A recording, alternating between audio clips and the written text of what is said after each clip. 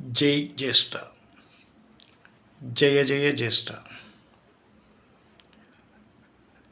வருகின்ற ஆனி மாதம், அதுவாக விசுவாவசி வருஷம் ஆனி மாதம் 24ஆம் தேதி செவ்வாய்க்கிழமை கேட்டை நட்சத்திரம். இந்த கேட்டை நட்சத்திரம் நம்மையெல்லாம் ஆள்கின்ற ஜேஷ்டா தேவியினுடைய அவதார தினம்.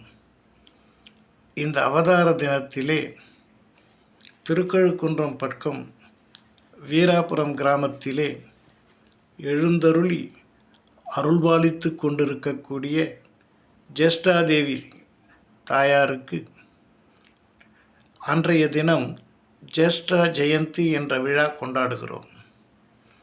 ஜேஷ்டா ஜெயந்தி விழாவிலே காலையில் கணபதி ஹோமத்தை ஆரம்பித்து அதன் பிறகு 108 கலசங்கள் பூஜை செய்யப்பட்டு அந்த கலசங்களை பக்தர்கள் மூலமாக அவர்கள் கையாலேயே அம்பாளுக்கு அபிஷேகம் செய்விக்கின்ற பணி.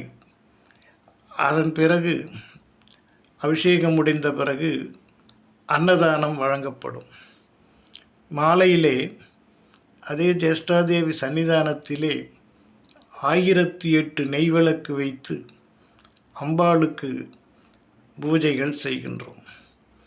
இந்த அருமையான ஒரு விஷயத்தை மக்களுக்கு தெரிவித்து அன்றைய தினத்திலே எல்லோரும் கலந்து கொள்ள வேண்டும். முக்கியமாக இந்த வருடம் அதே ஜேஷ்ட மாதம் செவ்வாய்க்கிழமை ஜேஷ்ட நட்சத்திரம் வருகிறது. இதைதான் ஏற்கனவே நாம் சொல்லியிருப்போம்.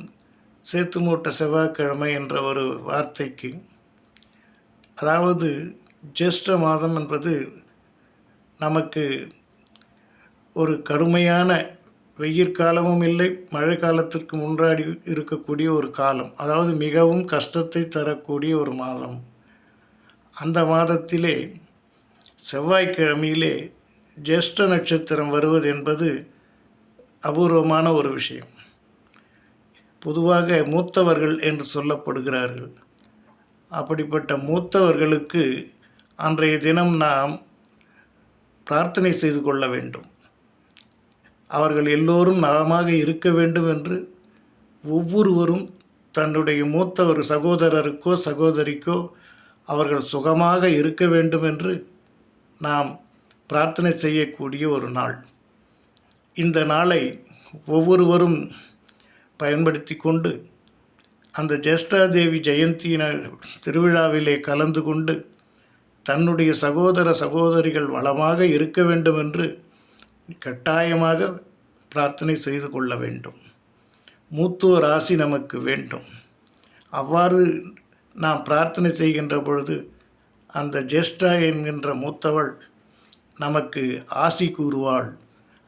நாம் ஆசி பெறுவதோடு நமது சகோதரர்கள் சிறப்பாக இருப்பார்கள். ஆகவே அன்றைய தினம் வெகு சிறப்பான தினம், மூத்தோரை நாம் போற்றுகின்ற தினம். அந்த தினத்திலே ஜேஷ்டாதேவிக்கு ஜெயந்தி விழா கொண்டாடுகிறோம்.